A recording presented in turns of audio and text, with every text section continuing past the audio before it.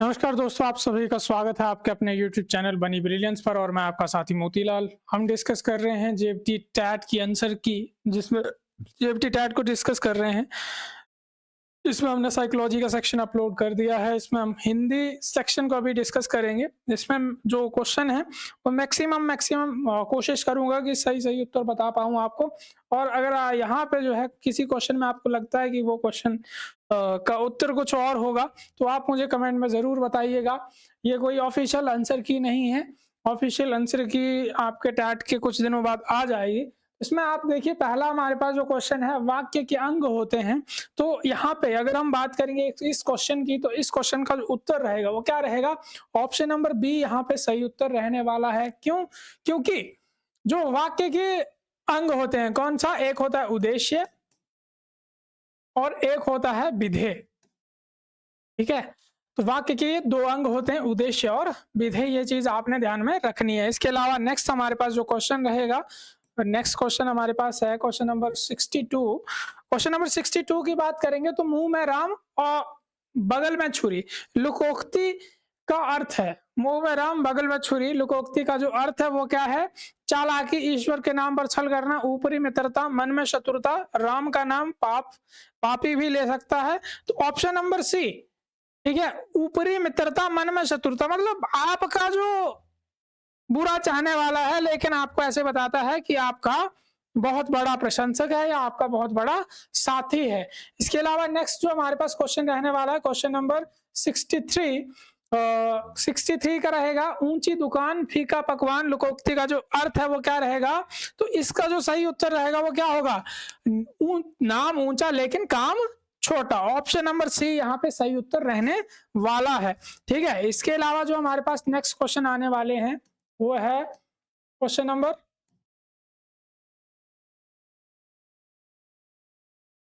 64। Question number 64 की अगर हम बात करेंगे तो ये रहेगा आपके पास, मैया मैं तो चंद्र खिलौना ले ओ, मैं कौन सा अलंकार है?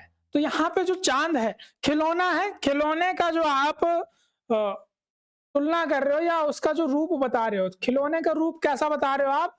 खिलौने का रूप बता रहे हो आप चंद्र की तरह। तो यहाँ पे कौन सा अलंकार रहेगा? रूपक अलंकार आपका रहने वाला है।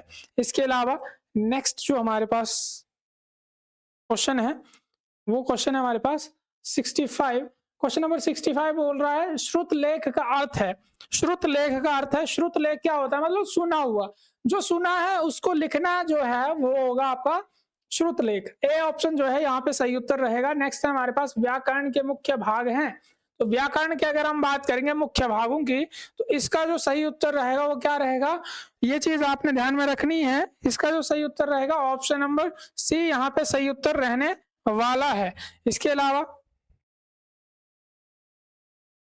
नेक्स्ट जो हमारे पास क्वेश्चन आएगा, नेक्स्ट क्वेश्चन है 67। स्रोत के आधार पर अखबार कौन सा शब्द है? तो स्रोत के आधार पर जो अखबार शब्द है वो कैसा शब्द है? वो है आपका विदेशी शब्द। विदेशी शब्द है अखबार। इसके अलावा नेक्स्ट जो हमारे पास क्वेश्चन रहने वाला है 68।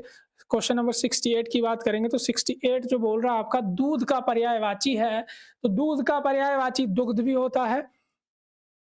दूध का पर्यायवाची जो है आपका दुग्ध भी होता है, पेय भी होता है, क्षीर भी होता है। तो ऑप्शन नंबर डी यहाँ पे सही उत्तर रहेगा। नेक्स्ट है हमारे पास 69। हाथी शब्द का पर्यायवाची नहीं है। तो हाथी जो शब्द है इसका पर्यायवाची क्या नहीं है? तो ये रहेगा ऑप्शन नंबर डी आपका वामा। बाकी ये तीनों के तीनों जो ऑप्शन है वो आपके क्या है? हाथी के पर्यायवाची हैं। तो ये चीज आपने ध्यान में रखनी है। ठीक है, इसके अलावा नेक्स्ट हमारे पास जो क्वेश्चन आएगा वो है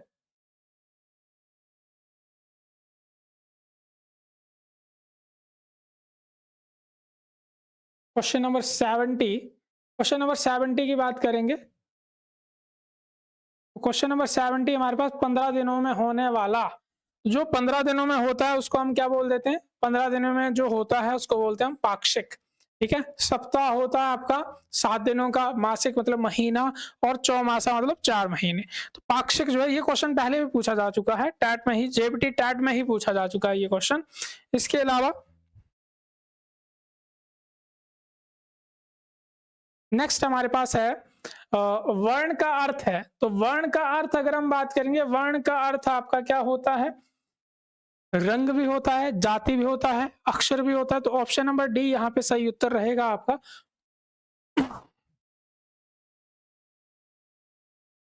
नेक्स्ट है हमारे पास वृत्ति के भेद। वृत्ति के भेदों की बात करेंगे अगर हम, तो जो वृत्ति के भेद हैं वो क्या रहेंगे आपके पास? वृत्ति के भेद जो है हमारे पास रहेंगे ऑप्शन नंबर बी 4, 4 जो है भेद रहने वाले हैं इसके। इसके अलावा नेक्स्ट हमारे पास जो क्वेश्चन है वो है दशानन में कौन सा समास है? तो दशानन में अगर समास की बात करेंगे तो दशानन में जो समास है आपका वो कौन सा है? बहुब्रीहि समास है। ठीक है, दशानन में कौन सा समास है? बहुब्रीहि समास है। ये चीज आप ध्यान में रखेंगे। ठीक है, इसके अलावा नेक्स्ट क्वेश्चन जो है हमारे पास वो है शिक्षक का वाचन होता है आदर्श वाचन, अनुकरण वाचन, मूक वाचन। तो ऑप्शन नंबर डी यहाँ पे सही उत्तर रहेगा। उपरोक्त सभी तीनों के तीनों होने चाहिए। नेक्स्ट है हमारे पास निम्न में से निम्न में उर्वर का विलोम है, तो उर्वर का जो विलोम रहता है वो क्या रहता है? ऑप्शन नंबर सी ऊसर जो है इसका विलोम रहेगा। ठीक है, तो इसमें ये चीज आपने ध्यान में रखनी है। इसके अलावा जो 76 हमारे पास क्वेश्चन है वो कह रहा है आपका कि यह कौन सा सर्वनाम है? तो यह कि अगर हम बात करेंगे तो यह आपका निश्चयवाचक सर्वनाम में आएगा। निश्चयवाचक सर्वनाम में भी आता है और संबंधवाचक में भी आ सकता है। ठीक है, लेकिन यह जो है डिपेंड करेगा कि वह किस वाक्य में कैसे इस्तेमाल हो रहा है। तो यह निश्चयवाचक सर्वनाम भी होता है आपका और संबंधवाचक सर्वनाम भी होता है। ठीक है, इसमें आप ध्यान रखेंगे। नेक्स्ट है हमारे पास विशेषण के कितने भेद हैं? तो विशेषण के भेदों की यदि हम बात करेंगे तो विशेषण के जो भेद हैं वो कितने होते हैं? 4। ठीक है, इसके अलावा नेक्स्ट है हमारे पास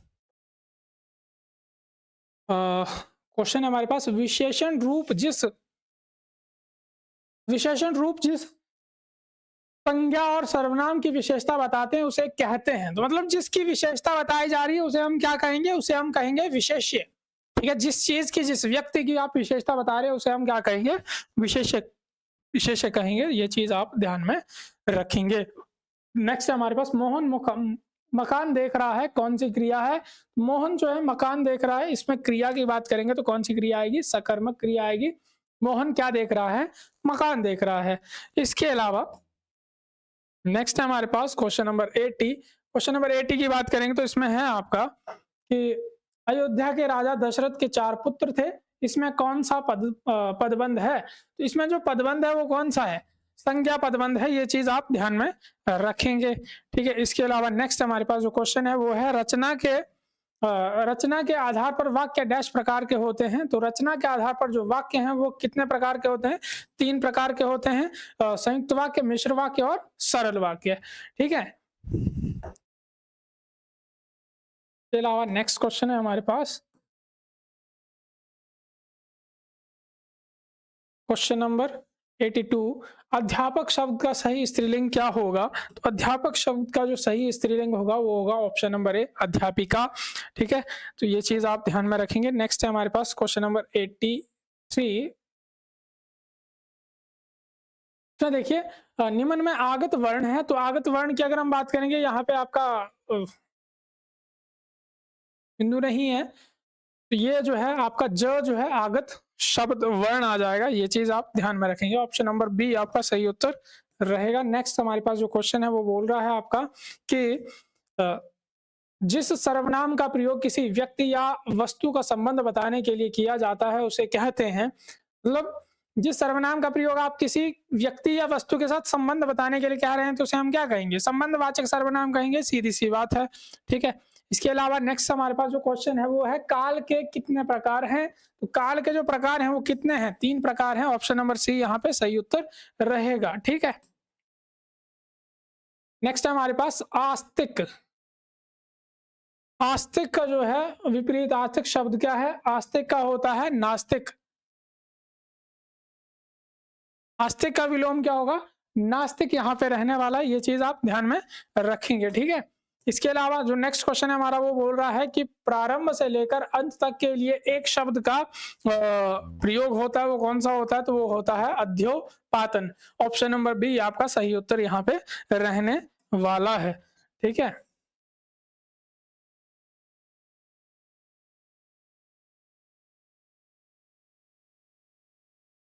नेक्स्ट है आपका क्वेश्चन नंबर 88, दया कौन सी संज्ञा है? तो दया जो है कौन सी संज्ञा है? ये भाववाचक संज्ञा है, ये चीज आप ध्यान में रखेंगे, ठीक है। इसके अलावा नेक्स्ट हमारे पास जो क्वेश्चन है वो रहेगा आपका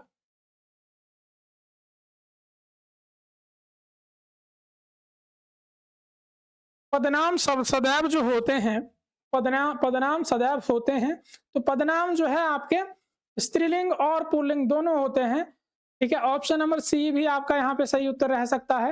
मतलब पदनाम का अपना कोई लिंग नहीं होता, ये चीज आप ध्यान में रखेंगे। चाहे प्रधानमंत्री महिला हो, प्रधानमंत्री पुरुष हो, तो उसको हम क्या बोलते हैं? प्रधानमंत्री ही कहते हैं। राष्ट्रपति जो है महिला हो पुरुष हो, उसको हम राष्ट्रपति ही बोलते हैं।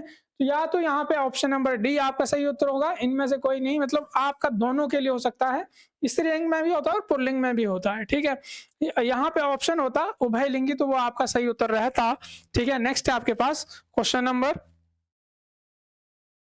90, ठीक है। इसकी अगर हम बात करेंगे तो इसका सही उत्तर रहेगा कुछ शब्द जो समूह का बोध कराते हैं वो हमेशा होते हैं। तो समूह का बोध कराने वाले जो शब्द होते हैं वो हमेशा किस में रहते हैं? बहुवचन में रहते हैं। ये चीज आप ध्यान में रखेंगे।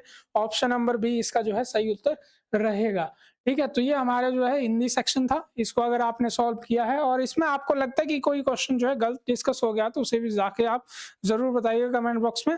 और आपने कितने क्वेश्चन आपके ठीक हुए हैं वो भी कमेंट में जरूर बताइएगा कि आपके कितने क्वेश्चन बन रहे हैं, आपका टैट पास हो रहा है नहीं हो रहा है, ठीक है। आगे अगर आपने टैट आपका पास हो गया है तो आप उसको कमीशन की तैयारी जो है जारी रख सकते हैं अपनी, अन्यथा टैट की तैयारी भी आप साथ साथ में रख सकते हैं, क्योंकि अगला जो है आपका जून या जुलाई में दोबारा से पेपर होना है। तो जिनका सही से नहीं हुआ है तो वो लोग भी निराश ना हो। तो मिलते हैं नेक्स्ट वीडियो में जल्द, तब तक के लिए धन्यवाद। जय हिंद, जय भारत।